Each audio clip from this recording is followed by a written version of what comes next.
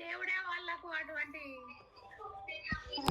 అది చెప్పిండేమో. ఎందుకంటే దేవుడు వాళ్ళకు ఆదాము అవ్వ కొరకు అర్పణము చేసి మరి వాళ్ళకు వస్త్రాలు గుర్తించింది కాబట్టి అట్లా అట్లా అనుసరించమని ఏమన్నా చెప్పిండే.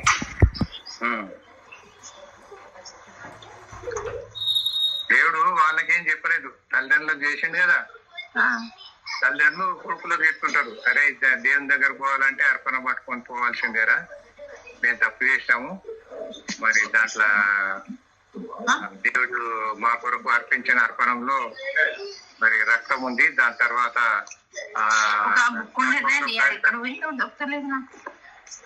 ఏంటది ఏం దొరకట్లేదు. ఇప్పుడు మళ్ళీ ఆది కాండంలో పోదామన్నదిగా చిట్టి.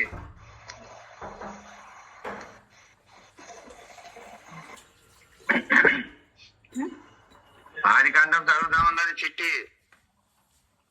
ఇంకా దేవుని రాజ్యం ఇవాళ పక్కకు.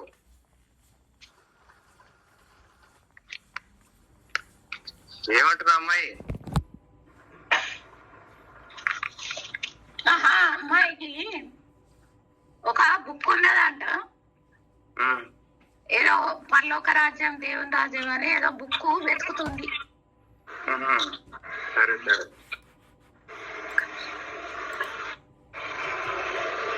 ఓన్లీ ఫ్రెండ్స్ కాదు కానీ మనం ఆది కాండంలోకి వచ్చేసినాం కదా, సరేనా?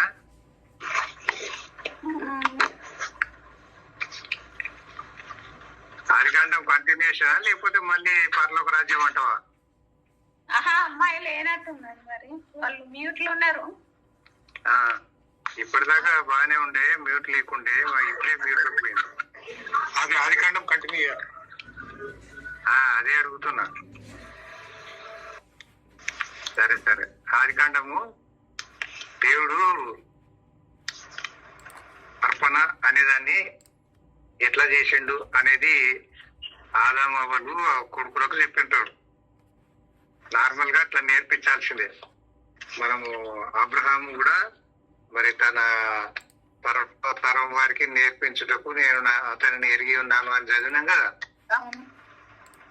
అట్లా వాళ్ళు నేర్పిస్తూ పోయారు, కుక్కిటి పురాణం లాగా.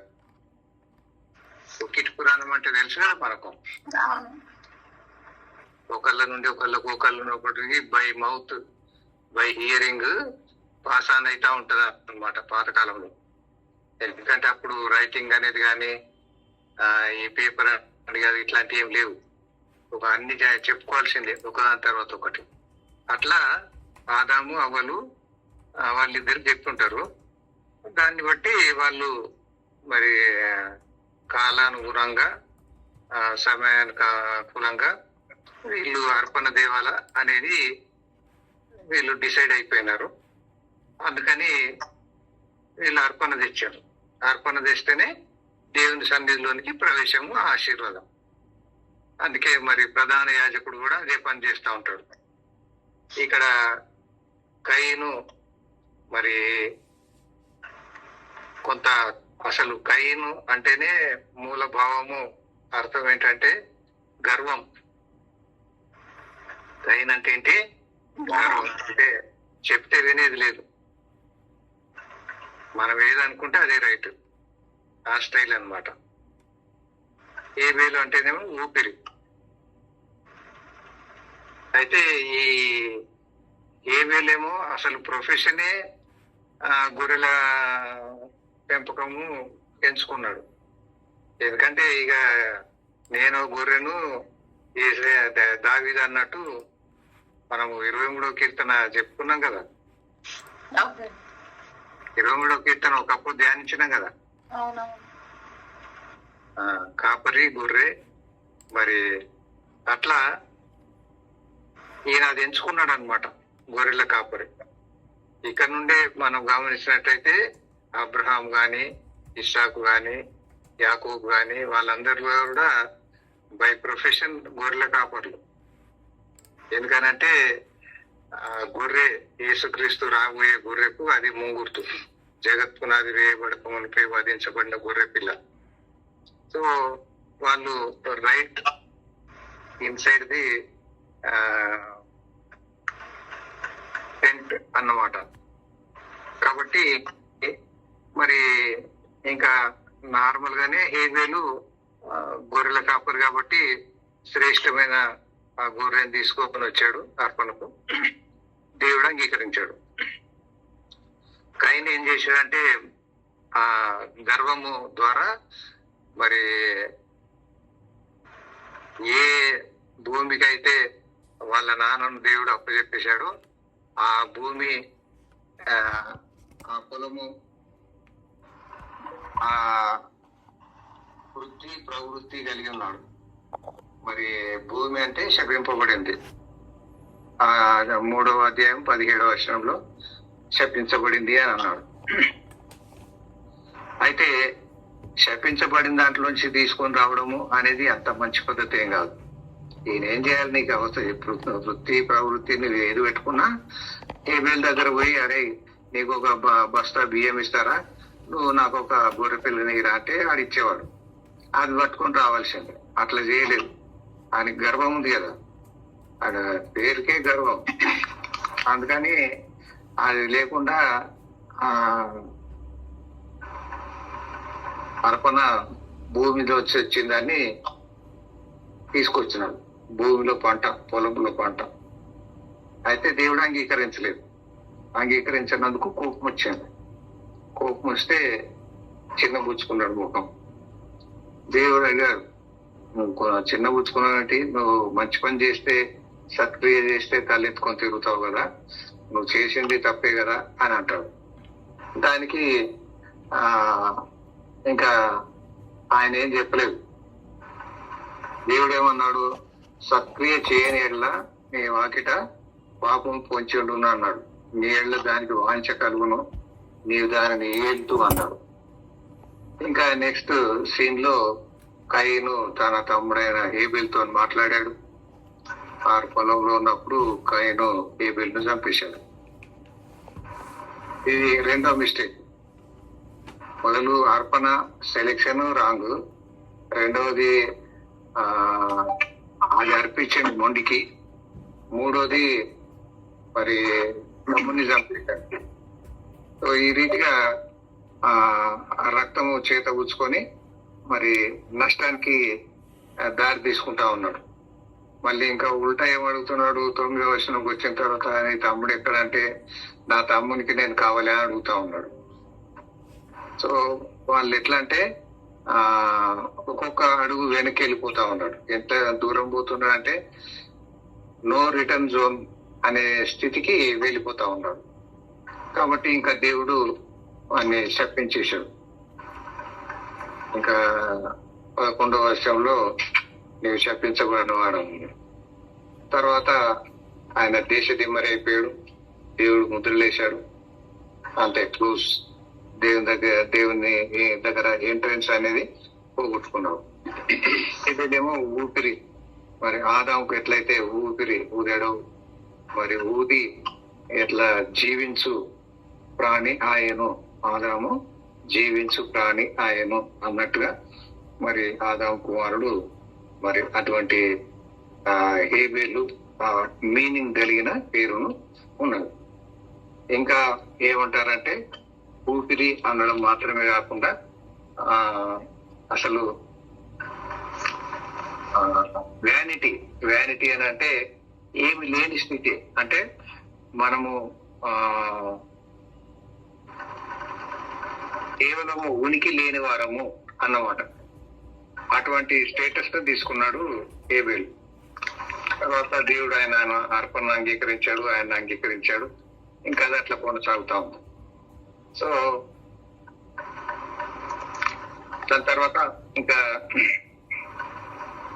కయీనుకు పిల్లలు పుట్టారు, హేబేలుకు పుట్టారు. ఇక మనము గమనించినట్టయితే కయీను హేబేలు ఎటువంటి పిల్లలు పుట్టారు అనే దాన్ని మనం ఇక్కడ గమనిస్తాం. కైన్కు ఎవరెవరు ఉన్నారో కుమారులు కాస్త గుర్తు చేసుకోండి.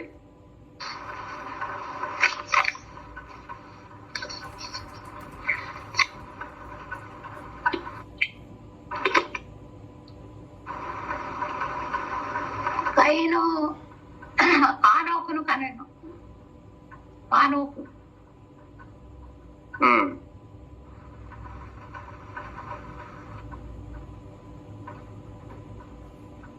ఇంకా అంటే వాళ్ళ మనవాళ్ళు ఇంకా అవన్నీ చెప్పాలి కదా. కైన్ వంశావళి అదే హానోకు, ఇరాదు,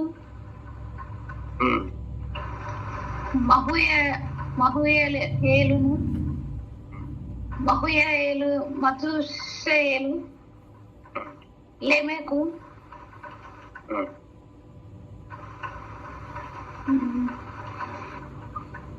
ఇక్కడ కొన్ని పేర్లు రిపీట్ అయితా ఉన్నాయి. హానోకు అనే పేరు రిపీట్ అయితా ఉంది. మరి ఈరాదు అనే పేరు కొద్దిగా అట్లా రిపీట్ అయితా ఉంది. లెమెకు అనే పేరు కూడా రిపీట్ అవుతాం కదా, గమనించారా?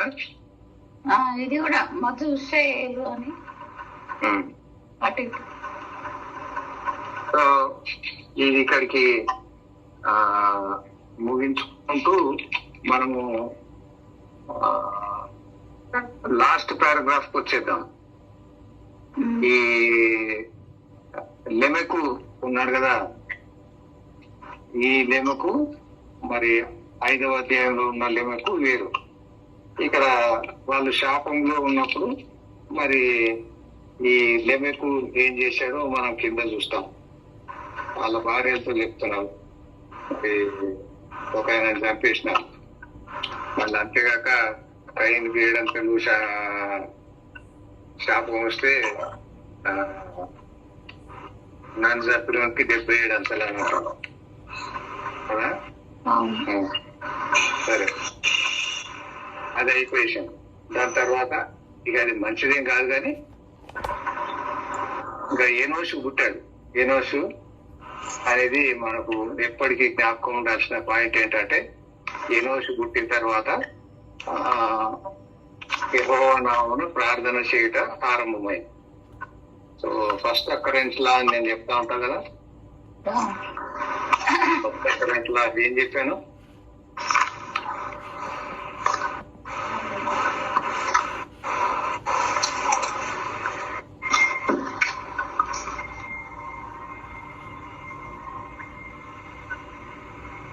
ఫస్ట్ అకరెన్స్ లా అనేది ఒక లా ఉంది బైబిల్లో.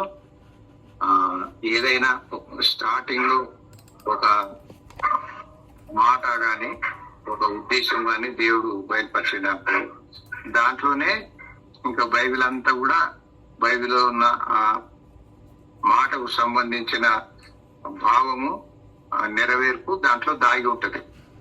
దానికి సూచనగా నేనేం చెప్పినంటే విత్తనములు ఇచ్చు చెట్లు అని చెప్పాను. మీరు లాస్ట్ టైం చెప్పారు కదా, విత్తనములు ఇచ్చు చెట్లు అనేది 3వ దినంలో జరిగింది. గడ్డిని, విత్తనములు ఇచ్చు చెట్లను భూమి మీద తమ తమ జాతి ప్రకారము తమలో విత్తనములు గల ఫలమిచ్చు ఫలవృక్షములను భూమి మొలిపించుగా కాని పలకగా ఆ ప్రకారం అయింది కదా. అది 3వ దినం జరిగిందని చెప్పాం. అది 3వ దినంలో ఉన్న ఒకనొక ప్రామినెంట్ పాయింట్. ఒకటేమో భూమి నీళ్లలోంచి బయటకు వచ్చింది, రెండోది బయటకు వచ్చిన భూమి మీద చెట్లను మొలిపించుగాక అన్నారు. ఆ చెట్లు ఎటువంటి చెట్లుగా ఉంటాయంటే విత్తనములు ఇచ్చు చెట్లు అని అన్నాము. ఆ విత్తనము ఎటువంటిది అని అంటే నెక్స్ట్ విత్తనం ఇస్తుంది, అంతేగాని తప్పలు తరలు ఇయ్యదు. అంటే మానవులకు సాదృశ్యం అది. మరి యేసయ్య కూడా ఒక సూచక్రియ చేసినప్పుడు గుడ్డోడు ఏమంటున్నాడు, మనుషులు చెట్ల వలె ఉండి అటు ఇటు తిరుగుతా ఉన్నారు అని అన్నాడు కదా. అంటే ప్రోగ్రెసివ్ డెవలప్మెంట్ అన్నమాట, progressive development of the miracle. అయితే అక్కడ మనం గమనించాల్సింది ఏంటంటే ఎట్లా ప్రోగ్రెస్ అవుతుంది అంటే 1 by 1 తర్వాత పేతురు కూడా అంటాడు, యేసయ్య మ్రాను మీద మన పాపములను మోసుకొనను అంటాడు.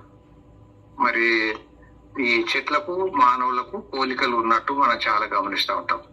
దానియేలు గ్రంథంలో ఆ రాజుకు వచ్చిన ఆ యొక్క గర్వమునకు సంబంధించిన ఆ కళ, ఆ చెట్టు, ఆయనను చెట్టుకు పోలుస్తాడు. చెట్టు ముద్దు కొట్టేసి ఆ అడవిలో వదిలేయమంటాడు. అట్లా ఆ రాజు అడవిలో పోవాల్సి వస్తుంది. అట్లా చెట్టుకు మానవునికి సంబంధం ఉంది కదా. ఇంకా చాలా ఉన్నాయి బైబిల్లో. ఏదైతేనేముంది మరి ఈ యొక్క ప్రార్థన అనేది ఆ రీతిగా కొనసాగింది అనేది మొదలు పెట్టుకుంటాం. ఇక్కడ విత్తనం నుంచి చెట్లు అని మనము ఎట్లా అనుకుంటామో అట్లాగే సాలిడ్ విత్తనం అన్నమాట. అంటే విత్తనం తర్వాత విత్తనం, విత్తనం తర్వాత విత్తనం అట్లా వస్తుంది అనమాట. అంటే ప్రార్థన తర్వాత ప్రార్థన, ప్రార్థన తర్వాత ప్రార్థన. అబ్రహాం కూడా ఎరుగుట, ఎరుగుట అంటే ఫలభరితంగా ఉండుటకు ఎరుగుట. ఆదికాండం 22వ అధ్యాయంలో నీవు ప్రేమించుతున్న నీ ప్రియ కుమారుడు అని అంటాడు. అంటే దేవుడు తాను ప్రేమిస్తున్న తన ప్రియ కుమారుని మనకి ఇవ్వబోతున్నాడు అనడానికి ముంగుర్తు. అట్లాగే ప్రేమకు మరి అది దృశ్యము, సాదృశ్యము, మరి ఆది, తర్వాత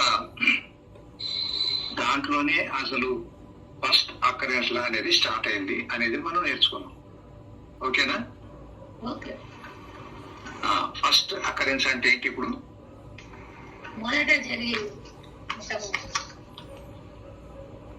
మొదట రికార్డ్ అయింది, మొదట జరిగి రికార్డ్ అయింది.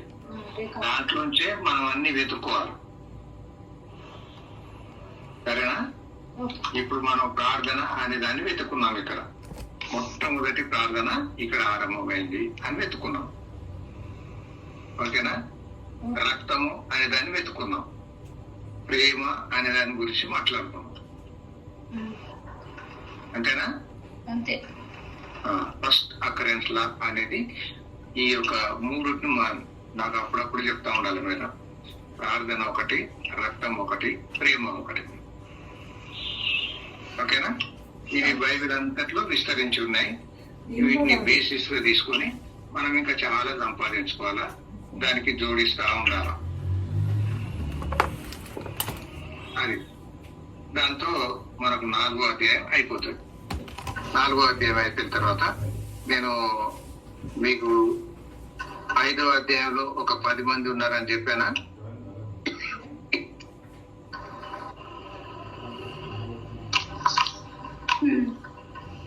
5వ అధ్యాయంలో ఒక 10 మంది ఉన్నారు అని చెప్పానా? ఒకటి చెప్తాను, ఎందుకంటే నేను ఒకళ్ళకిద్దరికి ఇట్లాంటి బైబిల్ క్లాసెస్ తీసుకునే సందర్భంలో వాళ్ళకు కూడా చెప్తా ఉంటా కాబట్టి అప్పుడప్పుడు నేను మర్చిపోతా ఉంటాను. నేను చెప్తే వినాలి అనేది.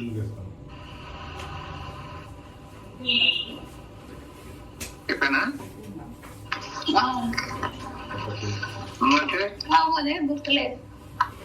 సరే చెప్తాను, మళ్ళా చెప్తాను, రాసుకోండి. ఓకేనా? ఇప్పుడు 2 కాలమ్స్ మెయింటైన్ చేయండి. ఒకటి దేవుని కుమారులు, ఒకటి నరుల కుమారులు. దేవుని కుమారులు రాశారా?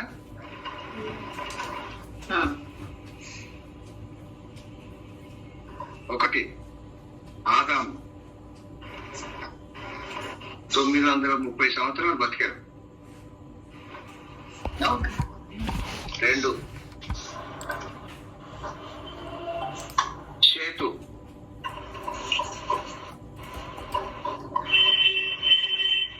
రాసిందా? బ్రాకెట్ లో హేబేలుకు బదులుగా దేవుడిచ్చాడు. అది పునరుత్థానుడైన క్రీస్తుకు సూచన.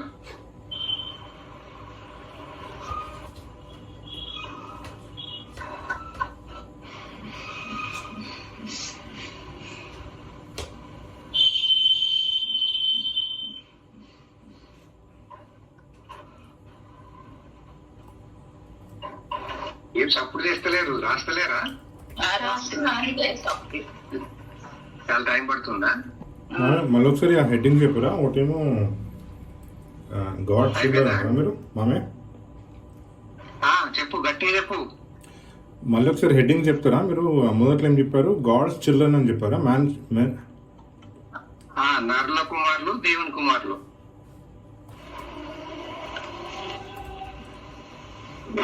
నరుల కుమారులు అంటే దేవుని చిత్తంలో ఉన్నవారు లేదా విశ్వాసులు అనుకోండి.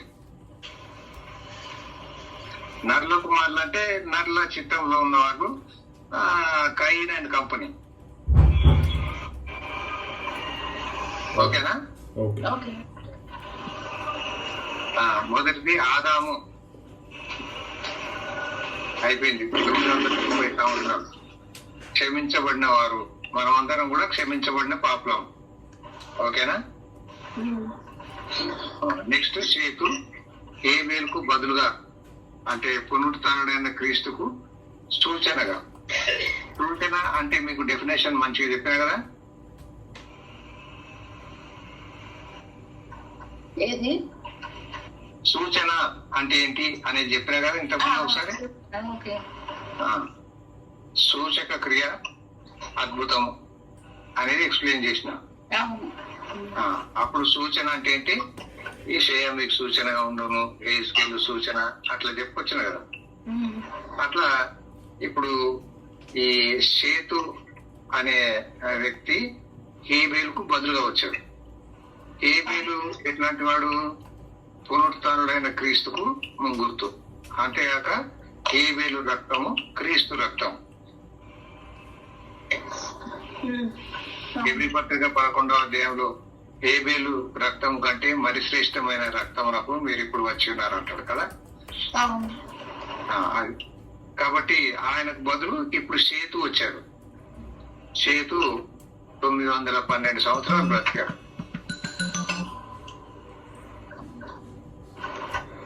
ఆయన కాలంలో ప్రార్థన చేయట ఆరంభమైంది.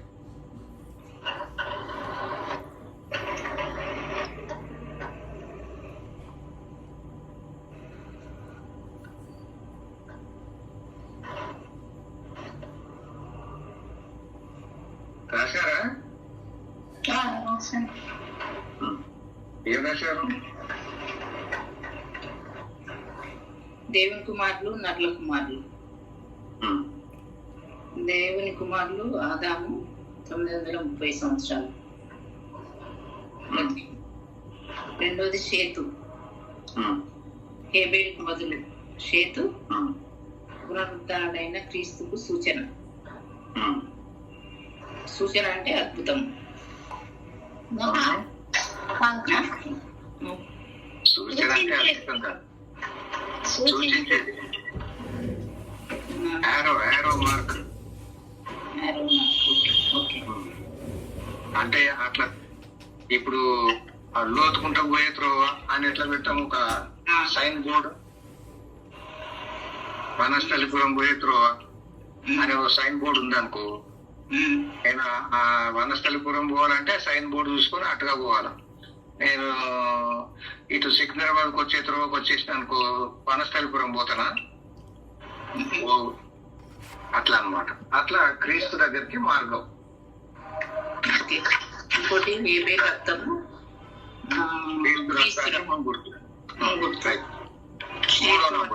చేతు టైంలో ప్రార్థన ఆరంభం. ఎనోషు టైంలో, ఎనోషు ఇప్పుడే కాదు, 3వ నంబరు ఎనోషు. ఎనోషు పుట్టాడు.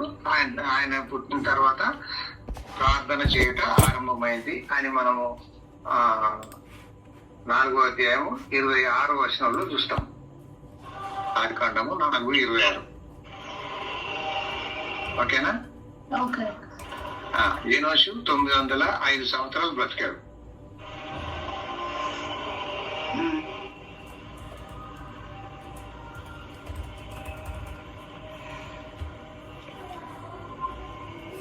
అయిపోయింది కదా.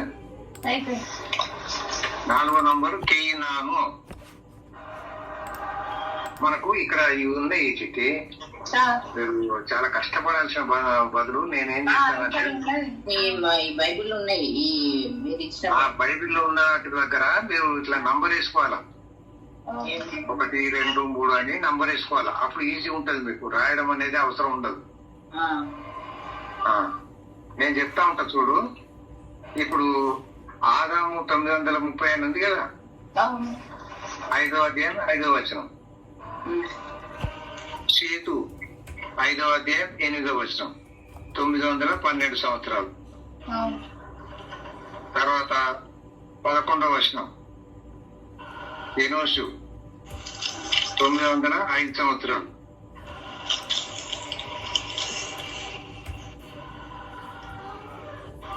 సరేనా? తర్వాత 910 సంవత్సరాలు.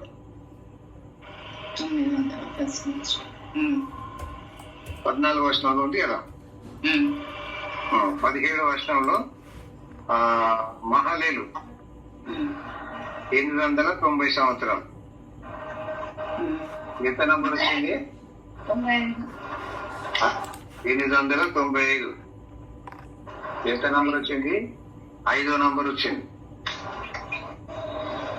6వ నంబరు ఎరేదు. ఎన్నో నంబరు ఎరేదు? 6వ నంబర్. ఎన్నేళ్ళు? 962 వెరీ గుడ్. ఏ వచనము? 20. నెక్స్ట్ 21వ వచనం. ఆనోకు 7వ నంబర్. ఇది చాలా ఇంపార్టెంట్. ఇక్కడ నుండి చాలా చాలా చాలా ఇంపార్టెంట్. 7, 8, 9, 10 ఈ 4 చాలా చాలా చాలా ఇంపార్టెంట్. ఓకేనా? ఆనోకు ఇంపార్టెన్స్ ఒక 3 విషయాలు చెప్తా వినం. మొదటిది, ఆయన చనిపోలేదు. తర్వాత ఆయన తిరిగి చనిపోవాలి. పుట్టిన వాళ్ళందరూ చనిపోవాలి, అంతే కదా? ఆయన ఎప్పుడు చనిపోయాడు?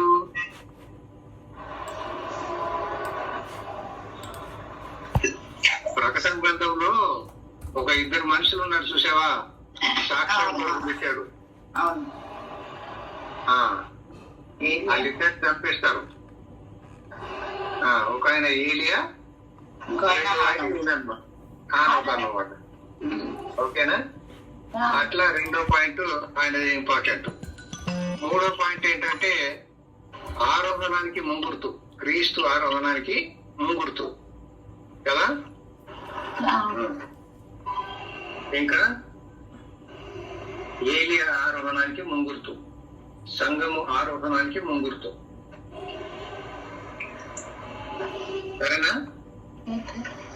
4వ పాయింట్ ఏంటంటే 365 ఏళ్ళు బతికాడు.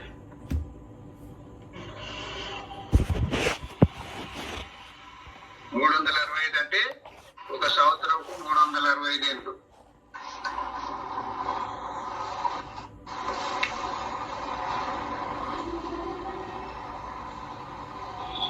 తర్వాత మెతూసెల అనే కుమారుడికి జన్మనిచ్చాడు. మెతూసెల అనే పేరుకు అర్థం ఏంటి?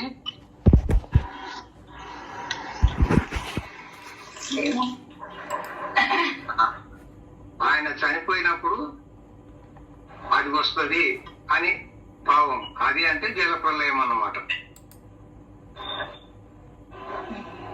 మెతూసెల చనిపోతే ఏమొస్తుంది? అంటే ఆయన ఎంత ముందుగా దేవుడు అతనికి బయలుపరిచాడో చూడు, అందుకని ఆ పేరు పెట్టాడు ఆయన. తర్వాత 7వ నంబరు మెతూసెల. 8వ నంబరు మెతూసెల.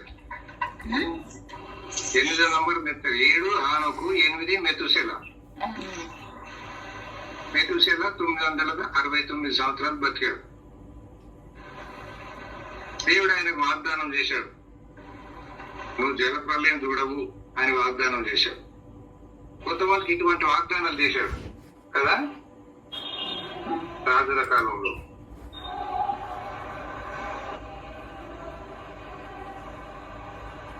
ఏమైనా గుర్తుందా మీకు? అట్లాంటి రాజుల కాలంలో నువ్వు మరణం పొందుతావు, క్షేమంగా పెట్టబడతావు, మరి యుద్ధం చూడవు నువ్వు, లేకపోతే శత్రువు నీ మీదికి రాడు అనేటువంటి వాగ్దానాలు చేశాడు దేవుడు. అట్లాంటి వాగ్దానాలు పొందిన వాటిలో మొదటి వాడు ఈయన అన్నమాట.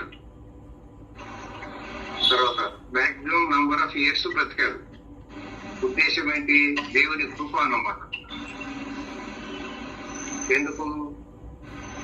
పేతురు అంటాడు కదా, దేవుడు ఆలస్యం చేస్తా ఉన్నాడు. ఎందుకు అంటే అందరూ రక్షించబడాలని. అంతేగాని ఆయన రాకడా ఆలస్యం చేస్తున్నాడు ఏంటి, ఆలస్యం అవుతుంది కదా అనుకోవాల్సిన పని లేదు. దేవుని యొక్క కృప, దీర్ఘ శాంతము అని చెప్పుకొస్తాడు.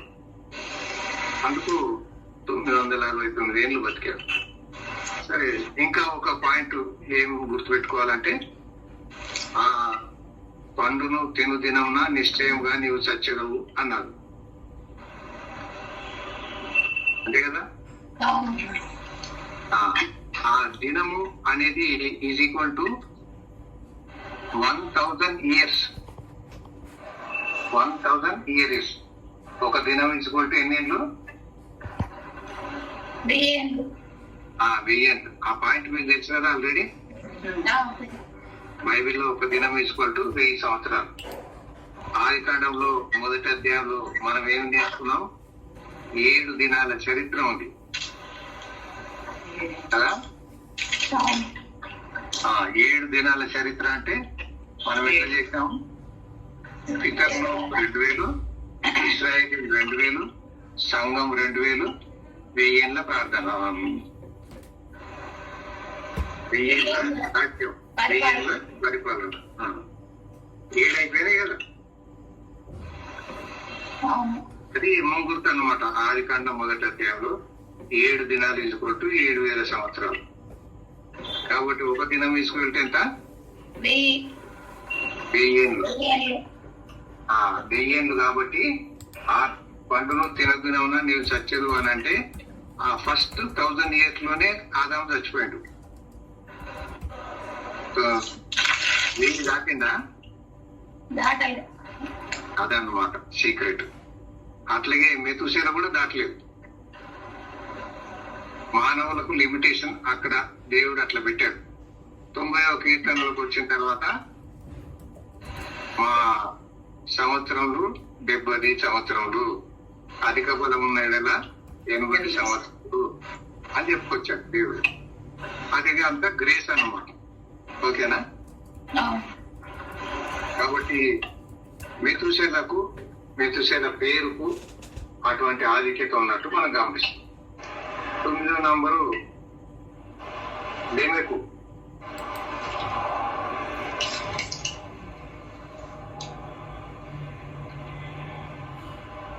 ఎన్నేళ్ళు? 777. 777 అనేది 666.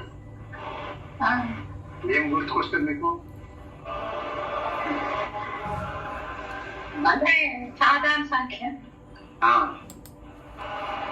666. సాతాను కూడా త్రిత్వం, దేవుడు కూడా త్రిత్వం. దేవుని నంబరు 7 అని అంటాం కదా. పరిపూర్ణమైన సంఖ్య. తండ్రి అయిన దేవుడు, కుమారుడైన దేవుడు, పరిశుద్ధాత్మ దేవుడు. 7 7 7. ఓకేనా? అదనమాట.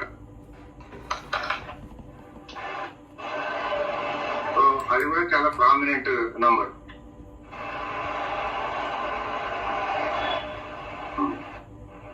తర్వాత లెమెకు కుమారుడు ఎవరు?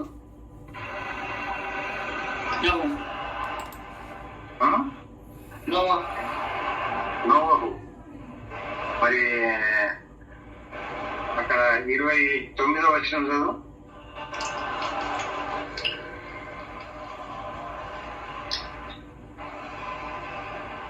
భూమిని యెహోవా శపించినందువలన కలిగిన మన చేతుల కష్టం విషయంలోను మన పని విషయంలోను ఇతడు మనకు నెమ్మది కలగజేయను అనుకొని అతనికి నోవాహు అని పేరు పెట్టాడు. కాబట్టి రెండు అంశాలు అక్కడ చెప్పారు. ఒకటి, భూమిని యెహోవా శపించినందువలన వాళ్ళకు కష్టాలు వచ్చేసినాయి, వాళ్ళ చేతుల కష్టం విషయంలో కూడా కష్టాలు వచ్చాయి. ఫైనల్ గా ఈ రెండుటి విషయంలో మనకు ఇతడు నెమ్మది కలుగజేస్తాడు అనే భావంతో నోవహు అనే పేరు పెట్టాడు. సరేనా? నెమ్మకు ఎన్నేసి బతికాడు? 770.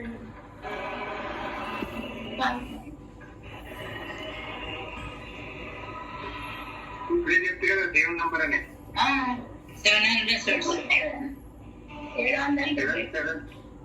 777. ఓకేనా? నెక్స్ట్ ఇక నోవహు వచ్చాడు. నోవహు ఎన్నేళ్ళు వచ్చాడు? 650.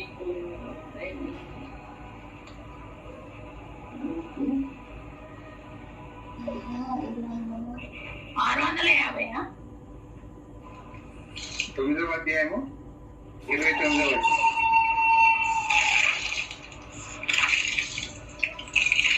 9వ అధ్యాయము 29వ వచనం. నోవాహు బ్రతికిన దినములన్నీ 950 ఏండ్లు.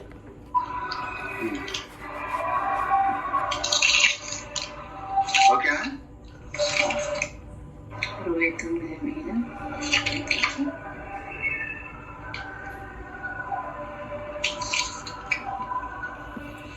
మమ్మీ ఆ, అది ఇంకా పాటలు నడుస్తా ఉన్నాయి కదా మమ్మీ. ఆ, మమ్మీ మమ్మీ ఇట్లా పెట్టమను. 9. నువ్వు మాట్లాడినప్పుడు అన్మ్యూట్ చేసుకో, ఇంకా పాటలు చాలా పెద్దగా వస్తున్నాయి. అవును. నువ్వు మాట్లాడేటప్పుడు మాత్రమే ఆన్ చేయు, నువ్వు మాట్లాడినప్పుడు మ్యూట్. సరేనా అమ్మాయి? అంతే. మిల్క్ అయిపోయింది. వెళ్ళిపోయింది. సంతోషం. ఇప్పుడు మనం 10 మందిని లెక్కేసుకున్నాం కదా. అవును. వాళ్ళు జీవించిన కాలము నంబర్ 1 ఎంత?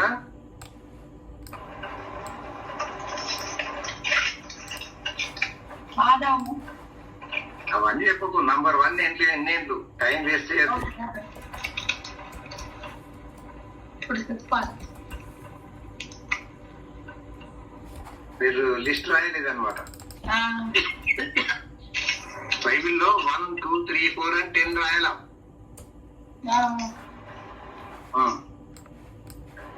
ఒక్క నిమిషం.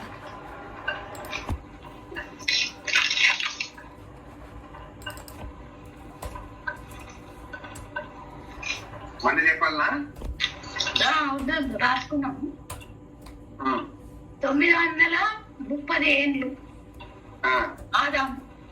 నంబర్ 2 912 ఏళ్ళు సేతు. నంబర్ 3 905 ఏండ్లు కేనాను. 910 ఏండ్లు మహలలేలు. 895 ఏండ్లు ఎరేదు. 922 ఏండ్లు నాకు. 962 ఏండ్లు. సరే. నెక్స్ట్ మానవకు వచ్చి 365 ఏండ్లు. మెతుశల 969.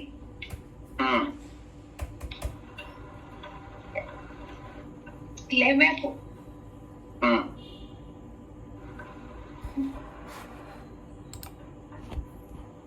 Favourite number 777. నోవాహు 777. గాడ్ సోల్ నంబర్ అన్నా కదా. నెక్స్ట్ నోవాహు ఇప్పుడే వచ్చిన 950. నువ్వు రేపు పాస్టర్ మోజెస్ గురించి చెప్పేటప్పుడు ఇంత మెల్లగా చెప్తే ఆయన ఒప్పుకుంటాడా? ఆయనకేం చెప్తా, ఆయనకు వస్తుంది. ఆయనకేం వద్దంటారా? పెడతాడు. అట్లేం లేదు, ఆయనకు బాగా వచ్చేదే. ఆయన బాగా చదివిండు మస్తు. ఇట్లా లైన్ గా దాని తర్వాత ఈ సంవత్సరాల ప్రకారం చెప్పడం కొంచెం తక్కువనే. ఇప్పుడు తెలుగు గ్రామర్ ఉంటుంది చూసావా, 0 విసర్గం. అది అందరు చెప్పలేకపోతారు, తెలుగు పండితులు కూడా చెప్పలేకపోతారు అప్పుడప్పుడు. అట్లా కొన్ని చిన్న చిన్న వదిలేసిపోతారు. సరే, ఏదైతేనే ఉంది, ఇది ఈ యొక్క 5వ అధ్యాయంలో ఉన్న 10 మంది. దీనికి గాను కొంచెం కొంచెం కొంచెం ఎక్స్ప్లెనేటరీ ఉంటుంది. మరి దాన్ని మనం మర్చిపోకుండా చదువుకొని మళ్ళీ రీక్యాప్చులేషన్ చేయడం ఎంతైనా అవసరం. ఓకే, ఇది మిగతాది మీకు హోంవర్క్ కింద లెక్కేసుకోండి. ఆదికాండం 5వ అధ్యాయము మళ్ళా వచ్చే వారం నెక్స్ట్ ఎప్పుడన్నా ఆదికాండం చెప్పేటప్పుడు ఇది చెప్పి నేను ముందుకు పోతా. ఓకేనా? తర్వాత 6వ అధ్యాయంకి వద్దాం. 6వ అధ్యాయము మనం కొంత ప్రోగ్రెస్ చేసి ఇక్కడికి క్లోజ్ చేసుకుంటాం.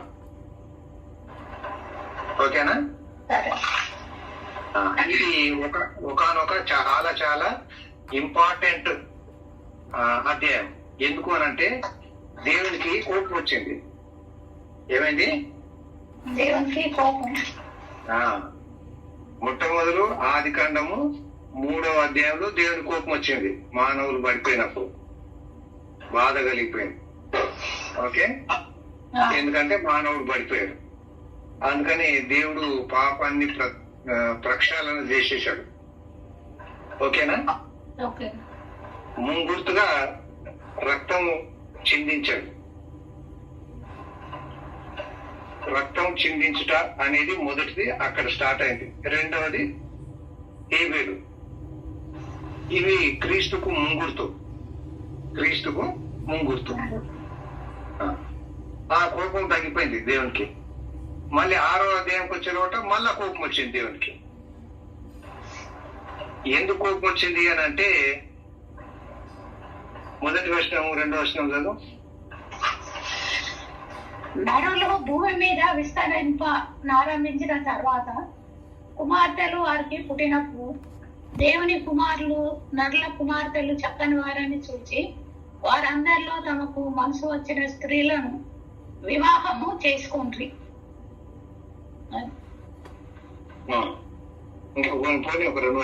అప్పుడు యెహోవా నా ఆత్మ నరులతో ఎల్లప్పుడూ వాదించదు. వారు తమ అక్రమ విషయంలో నరమాతృలై ఉన్నారు. అయినను వారి దినములు 120 ఏండ్లగునని అనెను. ఆ దినములలో ఆలోచించండి, దేవుడు 5వ అధ్యాయంలో 1000 years ఒక బ్రేక్ పెట్టుకున్నాడు. ఎవరు దాన్ని క్రాస్ కాలేకపోయినారు. తర్వాత ఈ అధ్యాయంకి వచ్చిన తర్వాత 120 చేసేసాడు. దాన్ని ఏం చేశాడు? 120. మోసే 120 దాటలేదు కదా? అదన్నమాట. కానీ కొంతమంది దాటారు. దాటిన వాళ్ళ ఒకరిద్దరు పేరు చెప్పండి.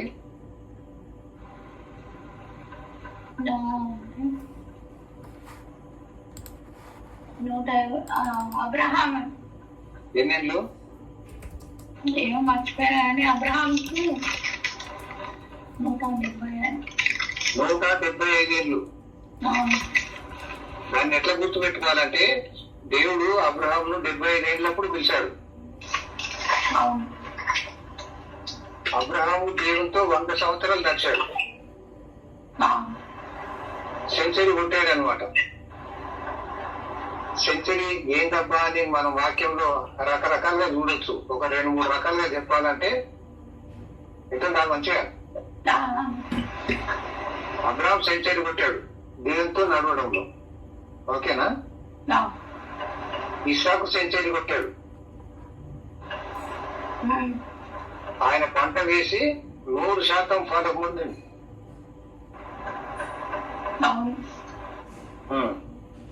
ఇంకొకళ్ళు ఇద్దరు చెప్పండి చూద్దాం ఇట్లాంటి 100.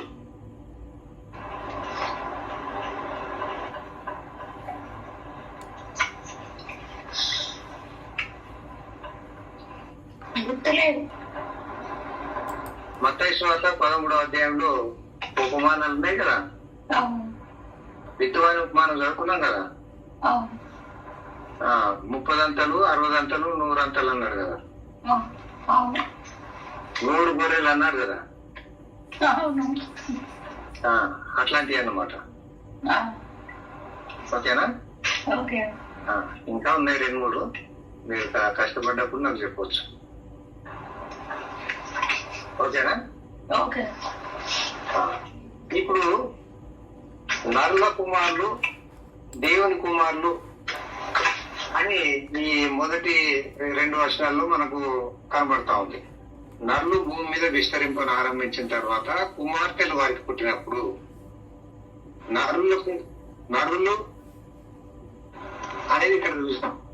2వ వర్షంలో దేవుని కుమారులు నరుల కుమార్తెలు చక్కని వారని చూసి వారందరిలో తమకు మనసు వచ్చిన స్త్రీలను వివాహం చేసుకునేది. ఎవరైంటారు వీళ్ళు? ఇప్పుడు నరుల కుమార్తెలు అంటే కయ్యకు పుట్టిన సంతానం. దేవుని కుమారులు అంటే సేతు సంతానం. అంటే వాళ్ళు దేవుని అనుసరించిన వాళ్ళు, వీళ్ళు దేవుణ్ణి అనుసరించని వాళ్ళు. ఇంకా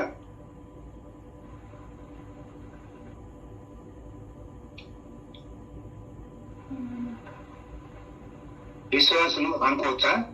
విశ్వాసులు అవిశ్వాసులు.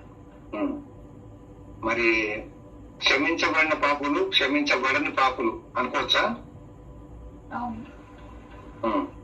క్షమించబడిన పాపులకు క్షమించబడని పాపులకు ముంగుర్తు కయ్యను. ఎందుకంటే ఈ నెవర్ కన్ఫెస్డ్ కదా. ఈ never confessed and never forgiven. అంతేనా? ఆయన కుమారులు కూడా ఆయన కుమార్తెలు కూడా అంతే. ఓకేనా?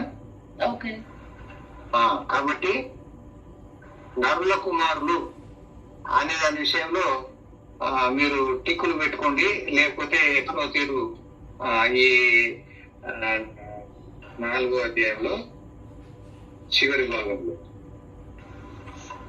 ఇందాక నువ్వు చదివిన చిత్రం అక్కడ నుండి లెక్కేసుకోండి. 16వ వచనం నుండి 24వ వచనం వరకు లెక్కేసుకోండి. నేను పేర్లు చదువుతాను, మీరు దాన్ని అండర్లైన్ చేసుకుంటూ చేసుకోండి. మొట్టమొదటిది కయ్యను, తర్వాత హానోకు, తర్వాత ఈరాదు, తర్వాత మహూయేలు, తర్వాత మతూషాయేలు, తర్వాత లెమెకు. ఓకేనా? అదేంటో 6 అనేది మానవ సంఖ్య. చెప్పు, మళ్ళీ చెప్పండి. ఆ పేర్లు ఎందుకు మీరు రిపీట్ చేశారు? మెతుసెల, మహిళ, జారెడ్, ఆ పేర్లు ఎందుకు రిపీట్ చేసి మళ్ళీ చెప్పండి. దాని వాళ్ళు నరుల కుమారులు. ఓకే. దానికి నరుల కుమారులు అని హెడ్డింగ్ పెట్టుకో.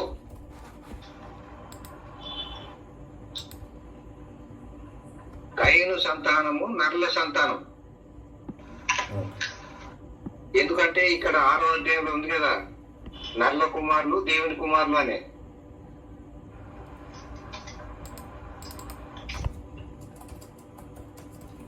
ఓకేనా? ఓకే. కాబట్టి కయ్యను, హానోకు, ఈరాదు, మహూయేలు, మతూషాయేలు, లెమెకు, ఈ 6 అనేది మానవ సంఖ్య. నరులు అనే దానికి అది ఒక ముంగుర్తుగా పెట్టాడు. దేవుని కుమారులు అనేది ఇందాక నుండి మనం 10 మంది అని లెక్కేసుకున్నాం 5వ అధ్యాయంలో. ఓకేనా? ఓకే. ఆదాము, షేతు, ఎనోషు, కైనాను, మహలేలు, ఏరెదు, హానోకు, మెతుసెల, లెమెకు, నోవహు. ఓకేనా? ఓకే. ఇది 5వ అధ్యాయం ఎండింగ్ కు తీసుకొచ్చాం మనం. ఇప్పుడు 6వ అధ్యాయం స్టార్టింగ్ లోకి వచ్చాం. మరి ఇక్కడ నరుల కుమార్తెలు, దేవుని కుమారులు అని తీసుకొచ్చాం. ఇప్పుడు దేవుని కుమారులు అంటే విశ్వాసులు అని మనకు అర్థమైపోయింది. నరుల కుమార్తెలు అంటే క్షమించబడని వారు. వాళ్ళు క్షమాపణ అడగలేదు, క్షమాపణ పొందలేదు. అడిగితే క్షమిస్తారు దేవుడు, కానీ వాళ్ళు అడగలేదు. అది మనం గుర్తుపెట్టుకుందాం. ఎవరైనా కానీ దేవుని రాజ్యంలో ప్రవేశించాలంటే వాళ్ళు అడగాల. అడిగితే దేవుడు ఇస్తాడు. అది ప్రాముఖ్యమైన విషయం. వినటం వలన విశ్వాసం కలుగుతుంది. విశ్వాసం కలిగినప్పుడు మనం పాస్టర్ దగ్గరనో మాస్టర్ దగ్గరనో ఎవరి దగ్గరనో పోయి మరి నేను ప్రభువుని నమ్ముకుందాం అనుకుంటున్నా, మరి వాట్ ఈస్ ద ప్రొసీజర్. ఇప్పుడు ఫర్ ఎగ్జాంపుల్ నికోదేము వెళ్ళాడు, నువ్వు దేవుని దగ్గర నుండి వచ్చినావని మాకు తెలుసు అని చెప్పాడు. అంటే మిగతా యేసయ్య చెప్పేశాడు నూతన జన్మ అన్నాడు. కాబట్టి నూతన దేవుని రాజ్యంలో ప్రవేశించాలంటే నూతన జన్మ కావాలా? నూతన జన్మ కావాలంటే ఇప్పుడు పేతురు దగ్గరికి వెళ్ళిపోతే పేతురు అంటాడు, ఇదిగో మీరు మారు మనసు పొందాలయ్యా, మారు మనసు పొందిన తర్వాత బాప్తిసం పొందాలా, మరి సంఘంలో చేర్చబడాలా అని చెప్పుకొచ్చాడు. అంతేగాని నువ్వు బాప్తిసం పొంది నీ త్రోవలో నువ్వు అంటే కుదరదు. ఇప్పుడు ఫర్ ఎగ్జాంపుల్ నపుంసకుడు బాప్తిసం తీసుకున్నాడు, వెళ్ళిపోయినాడు, ఆయనకు సహవాసం లేదు. కానీ ఆయన ఏం చేశాడు? ఆ ఏరియాలంతా బోధించాడు, అందరికి బాప్తిసం చేశాడు, అందరిని శిష్యులుగా చేసేసాడు. దాంట్లో ఆయన కూడా ఒక అయిపోయాడు. అట్లా అన్నమాట. అట్లా గెరాసేన్లో దయ్యం పట్టినోడు ఉన్నాడు. నువ్వు నీ ఇంటికి వెళ్ళి దేవుడు నీకు చేసిన పనులని చెప్పు అని అంటే డెకపోలి అంటే డెక అంటే 10 అన్నమాట. ఆ 10 పట్టణాలకు వాక్యం చెప్పేశాడు. సో విశ్వాసిలో ఉండాల్సిన లక్షణం అది అన్నమాట. అట్లా ఈ నరుల కుమారులు చేయలేకపోయారు, దేవుని కుమారులు చేస్తా ఉన్నారు. మనం కూడా చేస్తా ఉన్నాం కదా. అదే అన్నమాట. వీళ్ళలో వాళ్ళలో ఉన్న దుంప అనేది ఏంటంటే, మన దగ్గర మంచి దుంప ఉంది, మనం ప్రార్థన చేస్తాం. వాళ్ళ దగ్గర మంచి దుంప లేదు, పాపం అనే దుంప ఉంది. మనం క్షమించబడిన పాపులము, వాళ్ళు క్షమించబడని పాపులు. ఓకేనా? కాబట్టి 6వ అధ్యాయంకి వచ్చిన తర్వాత దేవుడు ఇక క్షమించబడని పాపులను ఒకసారి కడిగేద్దాం అనుకున్నాడు. ఓకేనా? దేవుడు కోపం వచ్చింది, కడిగేద్దాం అనుకున్నాడు, భూమిని అంతటిని కడిగేద్దాం అనుకున్నాడు. భూమికి ఏం చేశాడు? వాటర్ బ్యాప్టిజం ఇచ్చాడు. ఏమిచ్చాడు? Water baptism. చూసారా ఎప్పుడన్నా చార్ట్స్ విషయమన్నా, బైబిల్ చార్ట్స్ ఇంటర్నెట్ లో కానీ అక్కడ ఇక్కడ? చూడలే. కొన్ని బైబిల్స్ లో స్టడీ బైబిల్స్ ఉంటాయి కదా, స్టడీ బైబిల్స్ లో కనబడతా ఉంటది మనకి. కాబట్టి మనం ఆ స్టడీ బైబిల్స్ లో చూస్తే వాటర్ బ్యాప్టిజం ఇచ్చాడు దేవుడు, మళ్ళీ అగ్ని బాప్తిజం ఇవ్వబోతున్నాడు అని పేతురు చెప్తారు. అది అన్నమాట కథ. కాబట్టి మనం ఈ మొదటి 2 వచనాలు కొంచెం చదువుకున్నాం. మరి ఈ రోజుకు టైం అయిపోయింది. మనకు ఇంకేమైనా అంశాలు ఉంటే, లేకపోతే మీరు అడిగేది ఉంటే, నేను చెప్పేది ఉంటే చెప్తే మనం నెక్స్ట్ క్లాస్ తయారవుతాం. తర్వాత ప్రేయర్ పాయింట్స్ ఏమైనా ఉంటే చెప్పుకుంటాం. మామయ్య, ఇప్పుడు మీరు ఈ 10 పేర్లు చెప్పింది కదా, ఆడమ్, సేత్, ఎనోష్, కేనన్, మహలేల్, ఇంకేంటి, జారెడ్, ఎనోష్, మెతుసెల, లామెక్, నోవా అని ఇలా ఏజ్ కూడా మనం రాసుకున్నాం. సో వీళ్ళు అందరు మీరు గాడ్స్ చిల్డ్రన్ అని చెప్పిండ్రు ఫస్ట్లో. మళ్ళీ ఇప్పుడు ఏం అదేం తెలుగులో ఏం చెప్తుండ్రు, మానవుల కుమారులు అని చెప్పి కైన్ పిల్లలని దేవుని కుమారులు అన్నాం. దేవుని కుమారులు అన్నాం వీళ్ళను. కైన్ అండ్ కంపెనీ వాళ్ళు నర్ల కుమారులు అని అన్నాం. So Cain generation Cain, Enoch, Methuselah, Lamech, ఈ పేర్లు రిపీట్ అవుతున్నాయి కదా, వీళ్ళు వేరేనా లేకపోతే? నేను మొదలే చెప్పాను కదా, ఆనోకు ఏరేకు బదులు ఈరాదు వచ్చింది. దాని తర్వాత మతుషాయిలు వచ్చింది, మెతుషేల బదులు లేమేకు లేకపోతే ఉండిపోయింది. అంటే కొన్ని పేర్లు రిపీట్ అయినాయి, కానీ మనం వాళ్ళను ఒక చార్ట్ వేసుకోవడంలో సెపరేషన్ చేసి పెట్టుకున్నాం. సో ఈ లామేక్ 2 డిఫరెంట్ లామేక్సా వాళ్ళు? Two different. అంతా నర్ల కుమారులు ఒక చార్ట్ వేసాము, దేవుని కుమారులు ఒక చార్ట్ వేసాము. కాబట్టి ఇందులో వీళ్ళు వాళ్ళు కలిసే ప్రసక్తి లేదు. వాళ్ళు వాళ్ళే, వీళ్ళు వీళ్ళే. అందుకని 2 సెపరేట్ ఇవి ఇచ్చాము. దేవుని కుమారులు విశ్వాసులు, నరుల కుమారులు అవిశ్వాసులు. అంతే. క్షమించబడని పాపులు, క్షమించబడిన పాపులు. క్షమించబడలేదు అంటే వాళ్ళు అడగలేదు బట్టి క్షమించబడలేదు. మనం అడుగుతున్నాం కాబట్టి క్షమించబడ్డాం. కాబట్టి దేవుని రాజ్యం కావాలని అడిగితే ఇస్తాడు దేవుడు, అడగకపోతే ఇయ్యడు.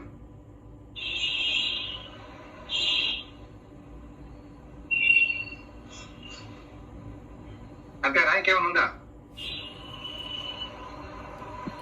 అంతే మామయ్య. మనం నెక్స్ట్ వీక్ 6వ అధ్యాయం మళ్ళీ స్టార్ట్ చేస్తాం కదా.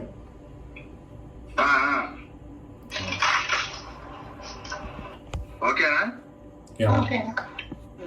ప్రేయర్ పాయింట్స్ ఏమైనా స్పెషల్ పాయింట్స్ ఉంటే చెప్పొచ్చు, లేకపోతే మామూలు ప్రేయర్.